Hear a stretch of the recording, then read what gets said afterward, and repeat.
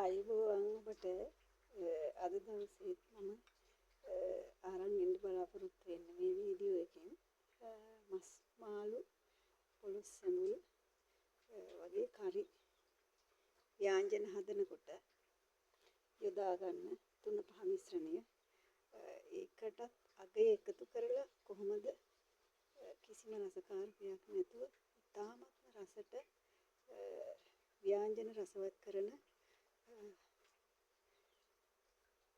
3-5 මිශ්‍රණය හදාගන්නේ කොහොමද කියලා ඔයගොල්ලන්ට මේ වීඩියෝ එකෙන් මම ඉදිරිපත් කරනවා. මම ඔයගොල්ලන්ගෙන් හැමෝගෙම ඉල්ලා හිටිනවා මේ වීඩියෝව ඔයගොල්ලන්ගේ යාළුවන් අතර කාර්යබහුල ගෘහිණියන්ට මේක ෂෙයා කරලා මේ පිළිබඳව දැනුම බෙදා හදාගන්න කියලා. ඒක ගොඩක් වටින දෙයක්. මොකද හේතුව මේ අගය එකතු කරන ලද 3-5 මිශ්‍රණය අපේ ශරීර සෞඛ්‍යයට ඉතාම වටිනා දෙයක් වගේම නිරෝගීව ජීවත් වෙන්න තව කෙනෙකුට කරන උදව්වක්.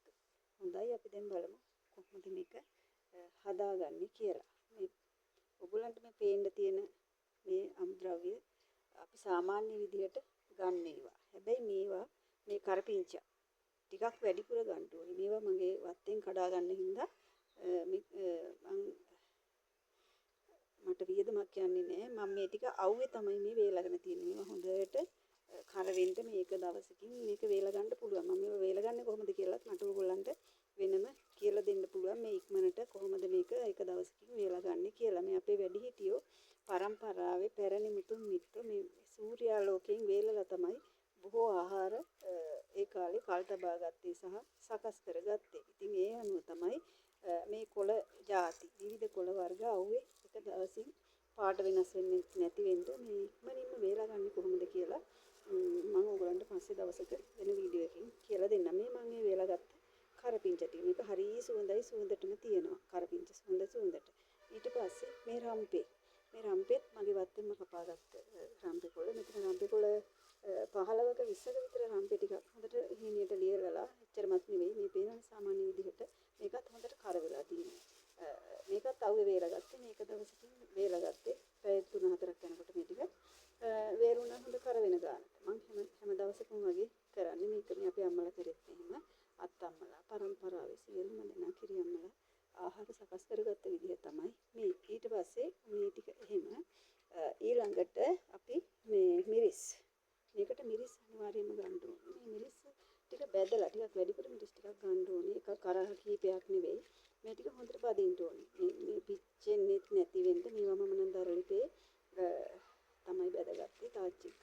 එතකොට මේ ටික මෙන්න මෙයා ගානට බදින්න ඕනේ. ඉස්සර අපි ගලේ මිරිස් අඹරන කාලේ පුංචිම කාලේ අපේ අත්තම්මලා මේ බ්ලෙන්ඩර් අඹරන මැෂින් තිබ්බේ නැති කාලේ පුංචිම කාලේ අපි දකින්න මෙන්න මේ ගානට තමයි බැදලා මේවා ගලේ අඹරන නැත්නම් වංගෙඩියේ කොට දාලා කොටා ගත්තේ. එතකොට මෙන්න මේ ගානට මිරිස් බැදගත්තා. ඊට පස්සේ මෙන්න බැදපු තුනක මේ බැදපු මේ සූදුරු මෙන්න මේ ගානට පිච්චෙන්නේ නැති ගානට වෙන්න හොඳට ටිකක් වෙලා සුවඳ විහිදෙන කල්ම තාච්චිය මේක හොඳට ටික වෙලාවක් බැද ගන්න ඕනි. මෙන්න මේ ප්‍රමාණයට වෙනකොට ඊට පස්සේ මේ ගම්මිරිස් මේවා නම් මගේ වත්තේවා හොඳට මේකත් බැදලා තියෙනවා. කඩෙන් ගන්නවා නම් හොඳට ගරලා වේලලා එහෙම බැදලා ගන්න ඕනේ. මේ ටිකත් බැදලා තියෙන්නේ. මේවා සද්ද එනවා බදිනකොට පුටු ගාලා. ඒත් ඒ වගේ එක දැනගන්න පුළුවන් ගම්මිරිස්. ටිකක් වෙලා එහෙම විනාඩි 2-3ක් බැදෙනකොට ගන්න ඕනේ ගම්මිරිසට පුරනකොට. මේ මහදුරු ටිකත් ඒ විදිහට තමයි බෙදලා අරන් තියෙන්නේ. ඕගොල්ලන්ට පේනවා. මේ ටිකත් හොඳට සුවඳ එනකල් පදින්න ඕනේ. මෙන්න මේ ගානට මේ පිච්චෙන්නේ නැති වෙන්න මෙන්න මෙහෙම ගානට ගන්න ඕනේ. මේක හරි සුවඳට තියෙනවා. බැදෙන වෙලාවට ඒ සුවඳ එනකල්ම අපි වදින්න ඕනේ.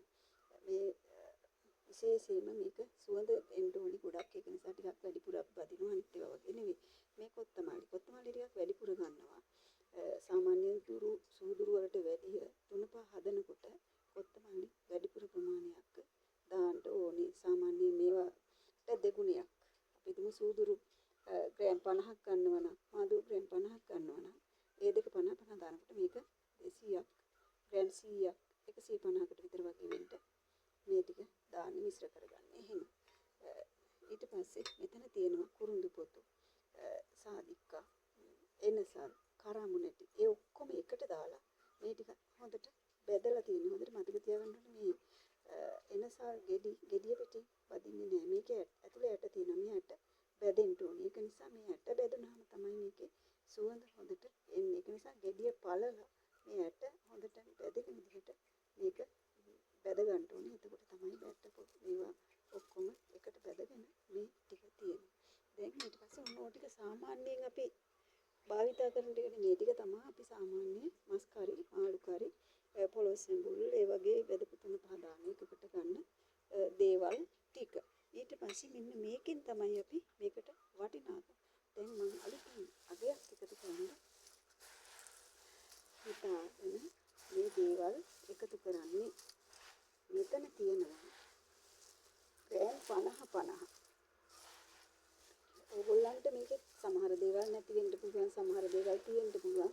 තියෙන දේවල් ටිකක් වැඩිපුර දාන්න ඕනේ. මෙතන තියෙනවා සෝයා බෝංචි ඇට ග්‍රෑම් 50ක්. මිශ්‍ර කරලා තියෙන දැන් මම මේ ඔක්කොම සෝයා බෝංචි ඇට ග්‍රෑම් 50ක් තියෙනවා. මුං ඇට ග්‍රෑම් 50ක් තියෙනවා. රටකජු ග්‍රෑම් 50ක් තියෙනවා. තල ග්‍රෑම් 50ක් තියෙනවා. රතු හාල් ග්‍රෑම් 50ක් තියෙනවා.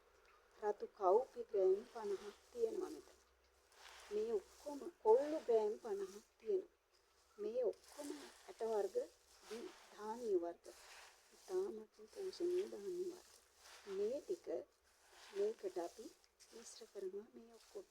එතකොට අපි මාළු හැදුවා, මස් හැදුවා, පොළොස් සෙම්බුලක් හැදුවා. ඒකේ 아무තු රසයක් වගේම තවත් ඒකට පෝෂක කොටසක් එකතු වෙනවා. එතකොට අපිට ගොඩාක් ආහාර වර්ග අපි හිතමුකෝ හරි 3ක් විතර වගේ එක වේලකට ගත්තා කියලා. ඒකට ඒ තුනටම මේක එකතු වෙනකොට අපිට හොඳ පෝෂණයක් අපේ ආහාර වලට එකතු වෙනවා. 3 වේලක්ම ගන්නකොට හැම අවස්ථාවකදීම අපිට මේවා ආහාරයට චුට්ට හරි එකතු වෙනවා. අඩු ගන්න චූටි බෙහෙත් පෙත්තක තරම එහෙනම් මුංගට ඒක තරම එහෙනම් කොත්තමල්ලියට ඒක තරම හරි මේ හැම එකකම ගුණයක් අපිට එකතු වෙනවා අපේ ආහාර වේලට. ඉතින් ඒක නිසා අපි දැන් බලමු මේ ටික ඔක්කොම එකට මිශ්‍ර කරගන්න කොහොමද කියලා.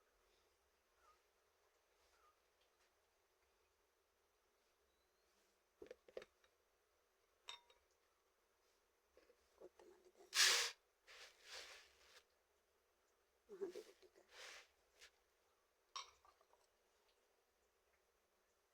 සෝදුරු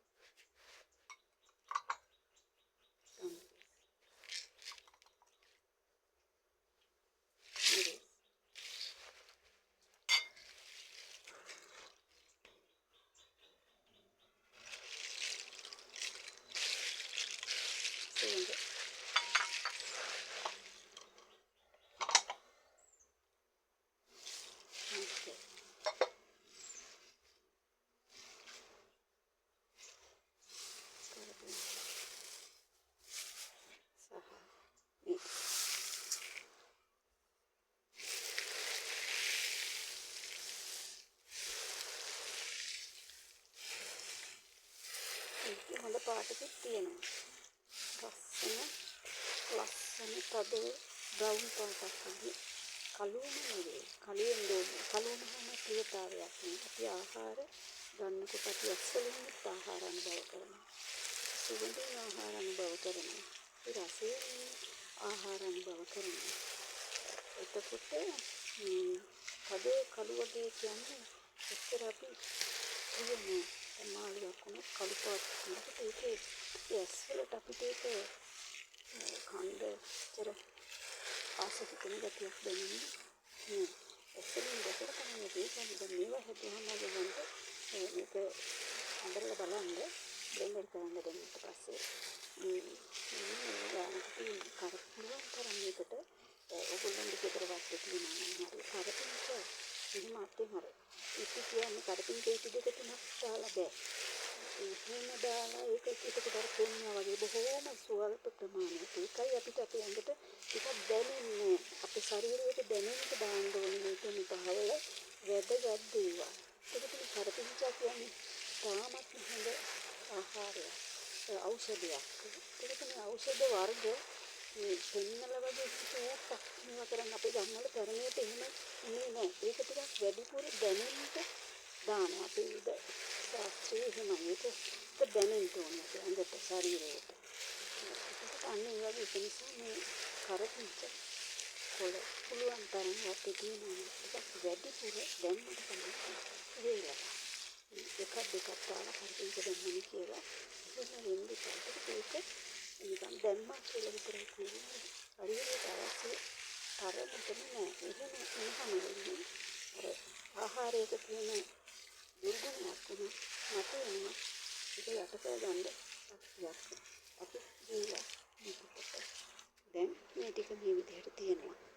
ඒ කියන්නේ දැන් ලස්සනට මේක අමල ගන්නයි තියෙන්නේ. මේ රසට තියෙන මස් මාළු සැමන් හදුවහම හරිම රහයි.